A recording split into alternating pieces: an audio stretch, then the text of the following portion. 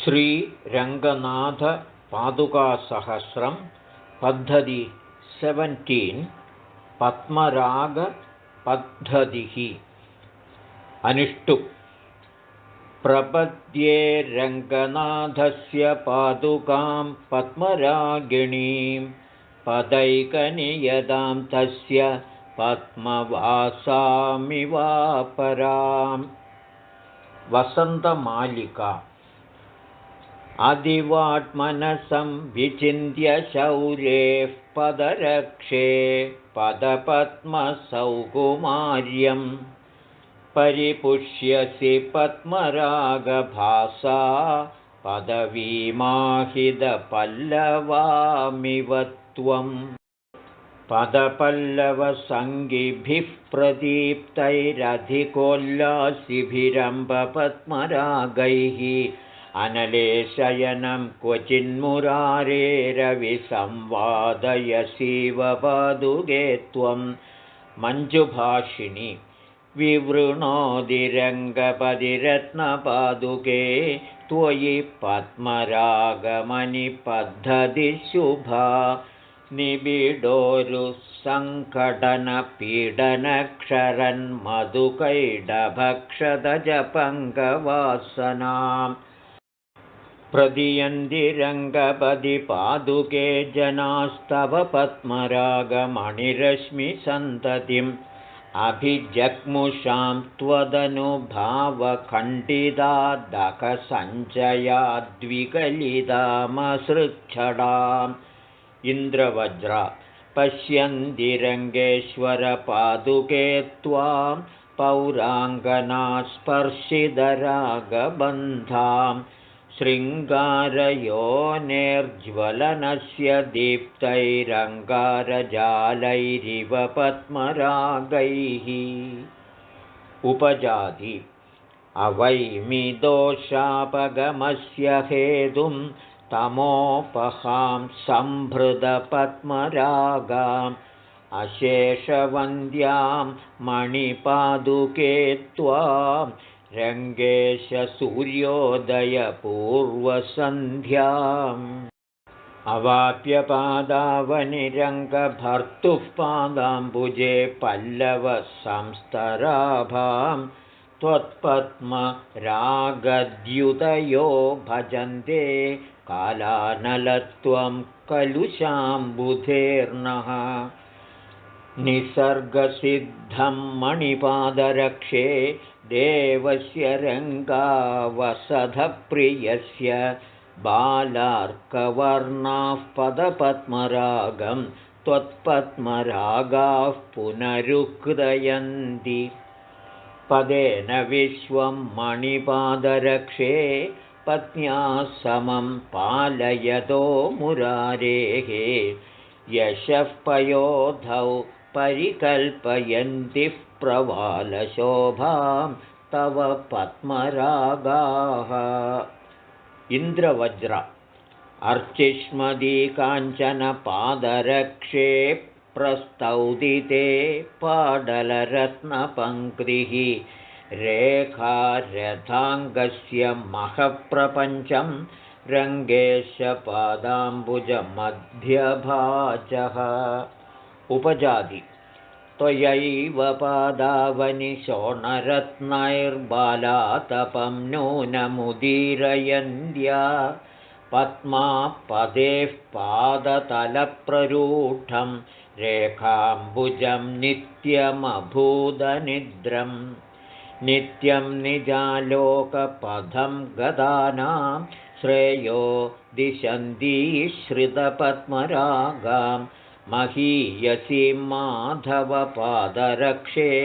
मन्यामहे मङ्गलदेवतां त्वां वसन्ततिलकं देवस्य रङ्गरसिकस्य विहारहेदोरात्मानमङ्घ्रिकमले विनिवेद्य पूर्वं प्रायो निवेदयसि शोणमणिप्रकाशैः प्रत्यूषपद्मकलिकां पदरक्षिणित्वं प्रत्यट्मयस्य हविषः प्रणवेन देवि प्रक्षेपणाय परमार्थविदां मुनीनां प्राज्यां मुकुन्दचरणावनि पद्मरागैः पर्याय पावकशिखां भवतीं प्रतीमः सम्पद्यते तव पदावनि पद्मरागैः प्रस्थानमाङ्गलिकहोमहुदाशनश्रीः क्षीराहुतिर्भवति यत्र विकल्पगङ्गा रङ्गेश्वरस्य रुचिरा नखरश्मिधारा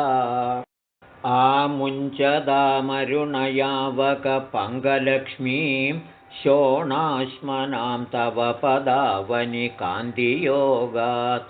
पद्मासहाय पदपद्मनखाश्रयन्ते सन्ध्यानुरञ्चितसुधाकरबिम्बशोभां स्थाने तवाच्युतपदावनि पद्मरागास्तेजो मया प्रशमयन्ति तमोमदीयं चित्रं तदेतदिह यज्जनयन्ति नित्यं रागात्मकेन महसा रजसो निवृत्तिं पद्माकरान्तरविकासिनि रङ्गभर्तुः पीत्वा पदावनि मधूनि पदारविन्दे शोणोपलद्युतिमयीं सुभगप्रचारां मन्ये बिभर्षि महतीं मदरागशोभाम् पादावनिप्रसृमरस्य कलेर्युगस्य प्रायेण सम्प्रति निवारयितुं प्रवेशम् श्रीरङ्गसीम्नितव शोणमणिप्रसूदप्राकारमग्निमयमारभते प्रकाशः लीलागृहान्तरविहारिणि रङ्गनाथे लाक्षारसैररुणरत्नमयूखलक्ष्यैः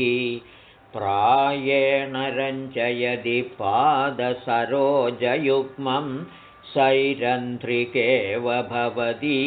मणिपादरक्षे